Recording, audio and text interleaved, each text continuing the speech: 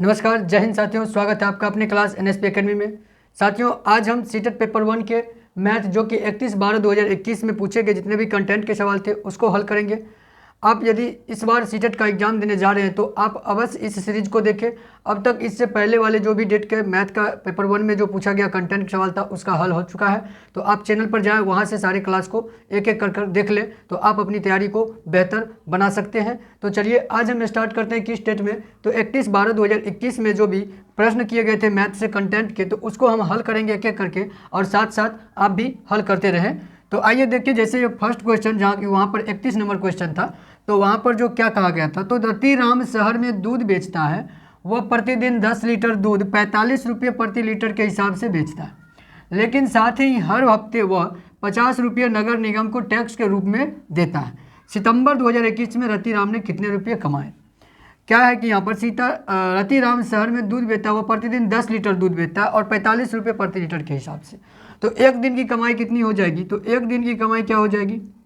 एक दिन की कमाई कितनी होगी? तो एक दिन में कितना? 45 रुपये के हिसाब से 10 लीटर दूध बेचता है, तो 45 रुपये के हिसाब से 10 लीटर दूध बेचेगा तो कितना? तो 450 रुपया एक दिन की। अब कहता है सितंबर माह में, तो सितंबर माह में कुल कितने दिन होते हैं? तो सितंबर माह में कुल 30 दिन होते हैं। जी हाँ, 30 दिन। तो आप यहाँ से 30 दिन का निकाल ले। 30 दिन की कमाई कितनी हो जाएगी?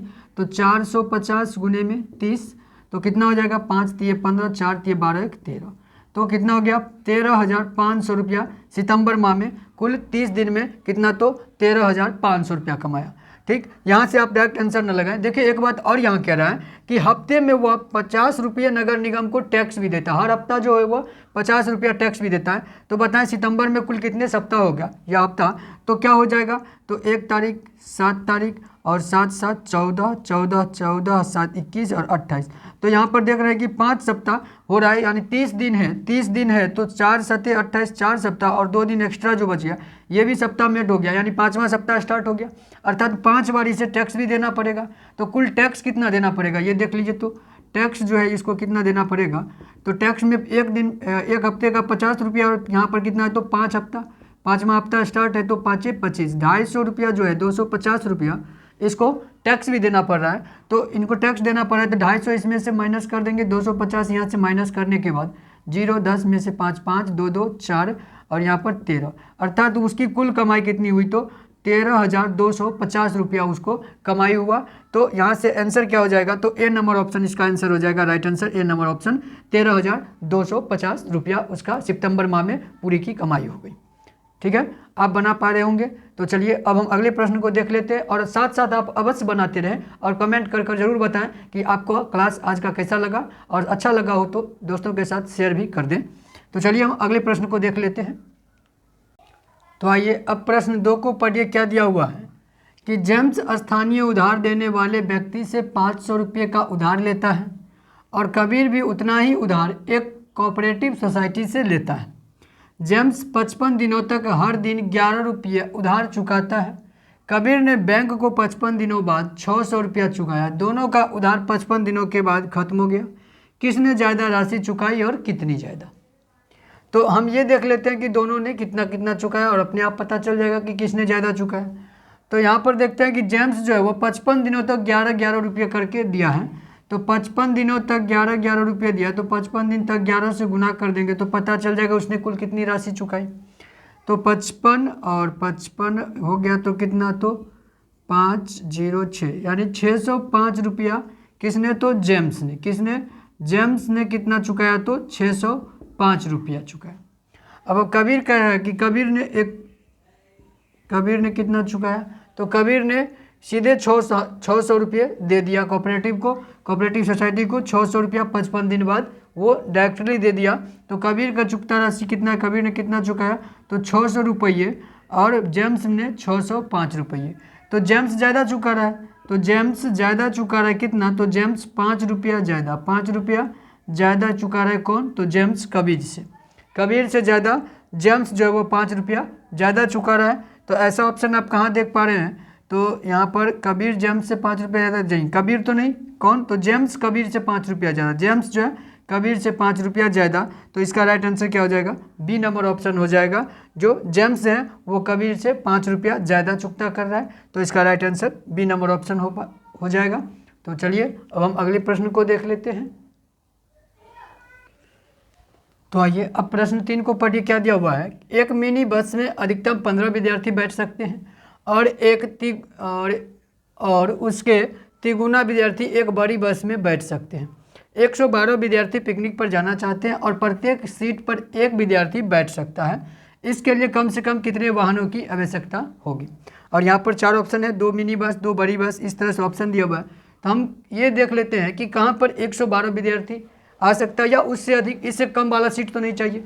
क्या हो सकता है? या तो 112 सीट चाहिए या एक से अधिक सीट चाहिए हो, खाली सीट जाए पर प्रत्येक सीट पर एक एक बैठ जाए। लेकिन इससे कम सीट लेंगे तो प्रत्येक पर एक एक तो बैठ नहीं पाएगा।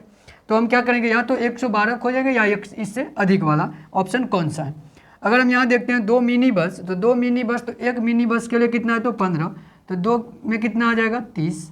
और 2 बड़ी बस, तो एक बड़ी बस के लिए कितना कहता है? 15। छोटी बस जो है मिनी बस से उससे तिगुना, तो बड़ी बस की क्षमता यह कितना है? तो बड़ी बस में जो है कितना सीट है?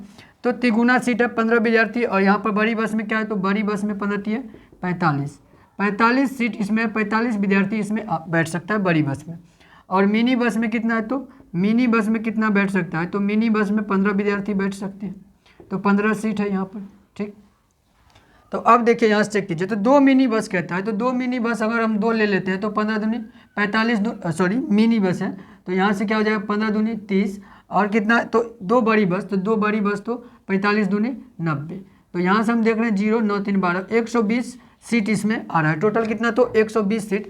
हमें विद्यार्थी कितना यहाँ पर? तो 112। तो ये ऑप्शन हो सकता है 120, अगर 112 कहीं इजेक्ट नहीं होगा तब। देख लीजिए, तो अब एक मिनी बस और 2 बड़ी बस, तो एक मिनी बस के लिए क्या हो जाएगा? एक मिनी बस अर्थात 15, और 2 बड़ी बस 45 दूनी 90, तो कितना हो जाएगा? 5 और 9 1 10, 105 सीट ही इसमें आ रहा है, तो इसमें तो 112 विद्यार्थी हो नहीं सकता। 3 मिनी बस, तो 3 मिनी बस तो 15 है 45, और एक बड़ी बस, तो एक बड़ी बस कितना? तो 45 90, यहाँ भी नहीं हो पाएगा, 90 ही सीट आ रहा है। अब यहाँ पर देखें तो 4 मिनी बस, तो 4 मिनी बस तो 15 चौके 60, और प्लस एक बड़ी बस, तो एक बड़ी बस कितना? तो 45। तो यहाँ से कितना आया? 5 6 4 10, यहाँ आया 105, यहाँ भी 105, यहाँ भी 105, यहाँ 90। तो हम देख रहे हैं ये सब जो है 112 से छोटा, ये 3 ऑप्शन जो है 112 से कम ही सीट इसमें दिख रहा है। यहाँ पर जो है ए नंबर ऑप्शन में, यहाँ पर हमें ज़्यादा सीट दिख रहा है 120। अगर 120 सीट है तो इसमें 112 विद्यार्थी हम तो बिठा सकते हैं। तो इसका राइट आंसर क्या हो जाएगा? ए नंबर ऑप्शन हो जाएगा राइट आंसर। 2 मिनी बस और 2 बड़ी बस अगर लेते हैं तो 112 विद्यार्थी पिकनिक पर एक एक सीट पर बैठकर जा सकते हैं। तो समझ में आ रहा होगा। तो चलिए अब हम अगले प्रश्न को देख लेते हैं। तो आइए अब प्रश्न 4 को पढ़िए। क्या दिया हुआ है कि मैं 5 अंकों की संख्या हूं जो 5 से तो विभाजित हो जाती हूं लेकिन 10 से नहीं। मेरे दहाई और हजार के स्थानों के अंक क्रमशः दूसरी और तीसरी अभाज्य संख्याएं हैं। सैकड़े का अंक एक समअभाज्य संख्या है और 10,000 का स्थान उस अंक का उसका आधा है। मैं कौन हूँ? तो यहाँ पर देखिए 5 अंक का संख्या दिया हुआ है, तो इसको बनाने से पहले हम क्या करेंगे? 5 अंक के लिए एक खाका तैयार कर लेते हैं हम, फिर हम इसमें एक एक करके जो जैसा जैसा इन्फॉर्मेशन दिया हो इस तरह से हम भरते चले जाएंगे। तो 1 2 3 4 5, 1 2 3 4 5 खाका हम बना लिए। अब ये क्या हो जाएगा? तो इकाई, ये इकाई होता है, ये क्या होता है? तो दहाई, ये सैकड़ा, ये 1000 का डब्बा, ये 10,000 के लिए, 10,000 के लिए ये हो गया। ठीक, अब देखिए यहाँ पर पढ़िए कि क्या है कि मेरे दहाई और हजार के स्थानों के अंक क्रम से दूसरी और तीसरी अभाज्य संख्या। चलिए हम अभाज्य संख्या का एक सीरीज तैयार कर लेते हैं पहले। तो अभाज्य संख्या क्या सब होगा? तो पहला तो 2 3 5 7, यही सब अभाज्य संख्या के रूप में आता है। अब देखिए क्या है कि मेरे दहाई का जो है, दहाई पर कहता है दूसरा अभाज्य संख्या, दहाई पर दूसरा अभाज्य संख्या, तो पहला अभाज्य संख्या 2, दूसरा कितना? तो 3, तो दाएं पर क्या आ गया? तो 3, यही है दूसरा अभाज्य संख्या। और हजार के स्थान पर कहता है तीसरा अभाज्य संख्या, हजार के स्थान पर तीसरा अभाज्य संख्या, तीसरा अभाज्य संख्या क्या है? तो 5, तो हो गया 5। ठीक, अब आगे पढ़िए क्या है कि सैकड़े का अंक एक सम अभाज्य संख्या। तो पूरी गणित में एकमात्र संख्या जो सम भी और अभाज्य भी है, सम अभाज्य संख्या एकमात्र क्या है? तो 2, तो 2 है, तो सैकड़े के स्थान का अंक जो है एक सम अभाज्य संख्या, तो सैकड़ा पर क्या हो गया? तो 2 हो गया। 10,000 का स्थान का अंक, 10,000 के स्थान का अंक उसका आधा, किसका आधा, तो ये जो लाइन पूरा चल रहा है इसमें किसका है, तो सैकड़े एक समभाज, समभाज का जो है आधा है कौन, तो 10,000 का अंक, 10,000 का अंक क्या है, तो समभाज का आधा, तो 2 का आधा कितना, 1। ठीक, अब इतना आ गया, लेकिन इकाई के बारे में कहीं कुछ कहा नहीं गया है। तो इकाई के स्थान पर कौन सा अंक रखें, तो यहाँ पर इन्फॉर्मेशन जो दिया कि 5 से विभाजित हो जाती है लेकिन 10 से नहीं। तो कोई भी संख्या 5 से विभाजित होने के लिए क्या होना चाहिए कि उसके इकाई स्थान पर, तो 0 और 5, 0 या 5, 0 या 5 में से कोई अंक अगर इकाई के स्थान पर रहता है तो वो संख्या 5 से पूर्णतः विभाजित हो जाता है। लेकिन एक बात और है कि 10 से विभाजित नहीं होना चाहिए। अगर हम यहाँ पर 0 रख देते हैं तब तो ये 10 से विभाजित हो जाएगा, तब तो 10 से ये विभाजित हो जाएगा। तो 10 से विभाजित नहीं होना चाहिए, तो इसके लिए हम क्या करेंगे, 0 को नहीं रख के किसको हम रखेंगे इकाई के स्थान पे, तो 5 से।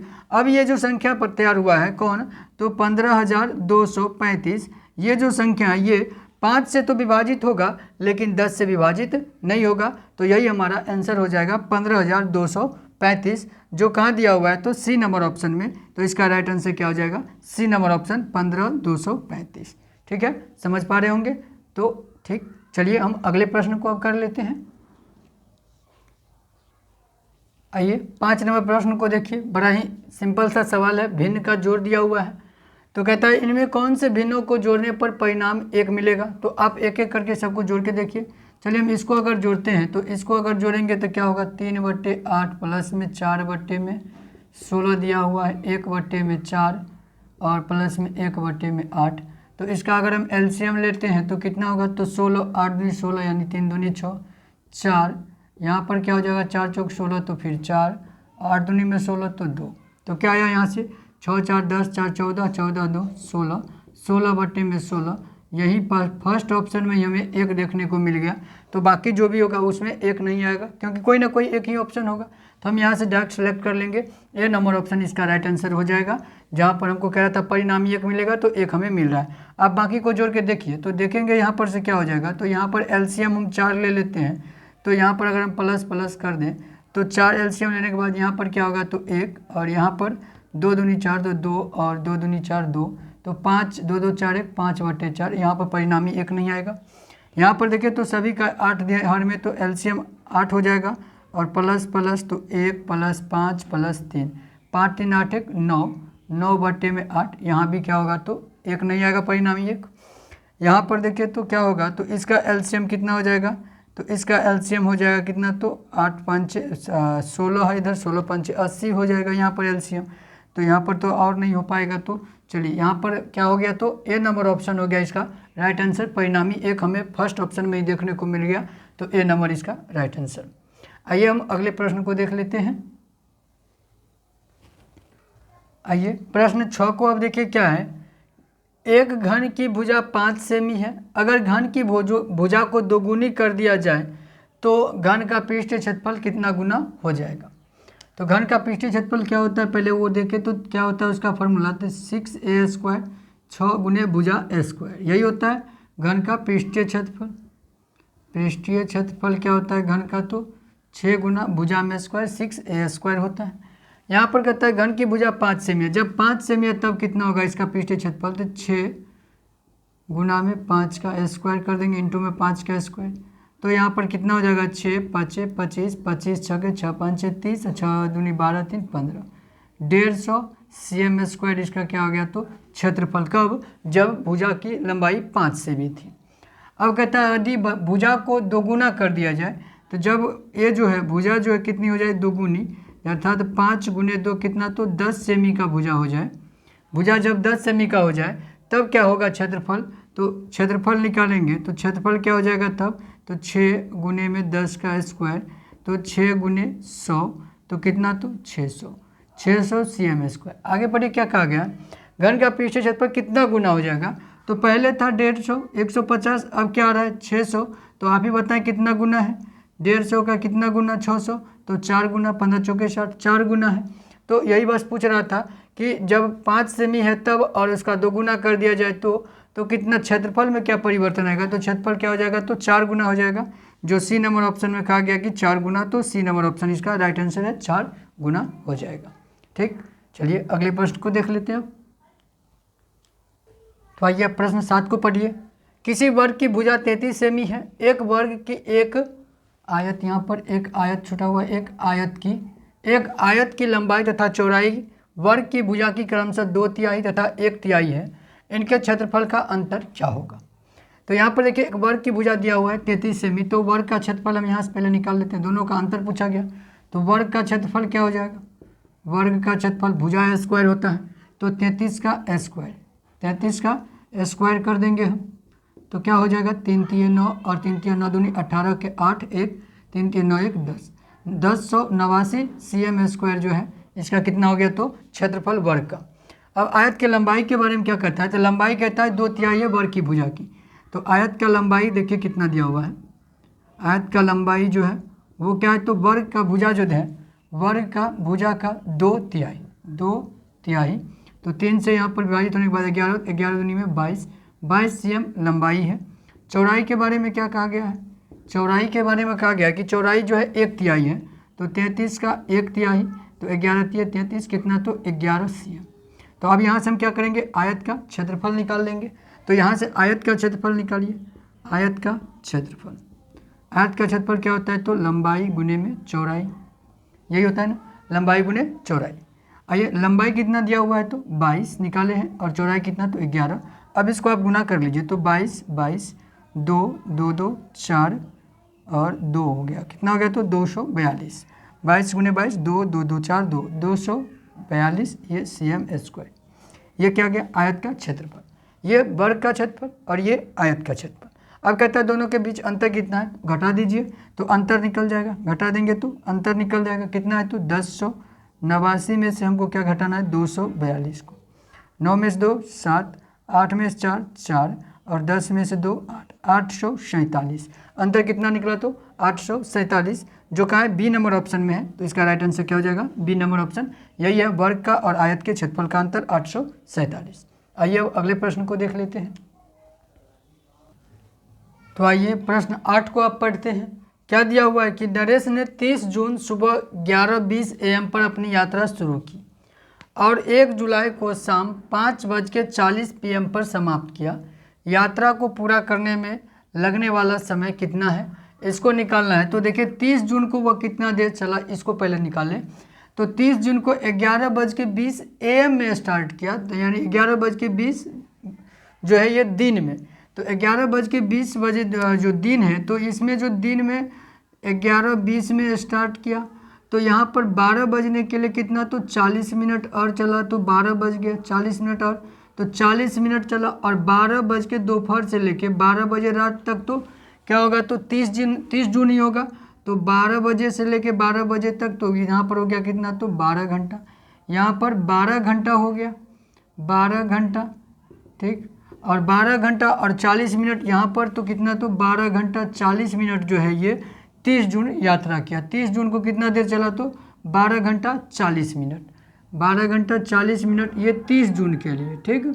अब 1 जुलाई को देखिए क्या कहता है कि 1 जुलाई को शाम 5:40 PM में पहुंचता है।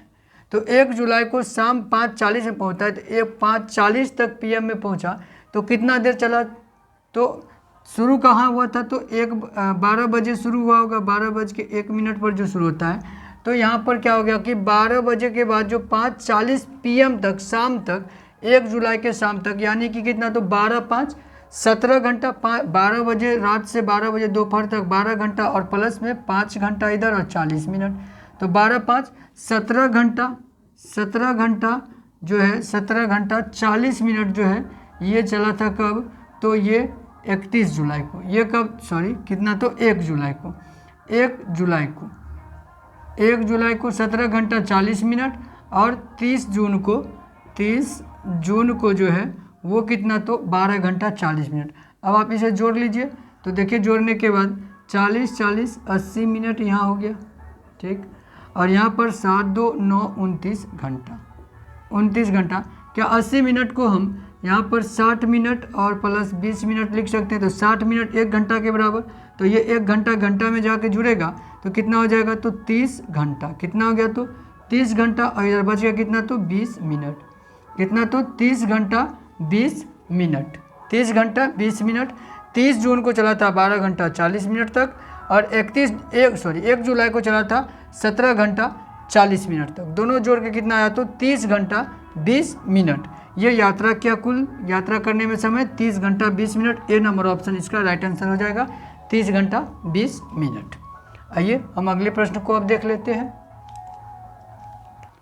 आइए 9 नंबर प्रश्न आप पढ़िए, क्या दिया हुआ है कि कक्षा 3 के बच्चों ने गुप्त संदेश लिखे। आज उन्होंने विपतार्थक शब्दों को गुप्त संदेश में लिखा।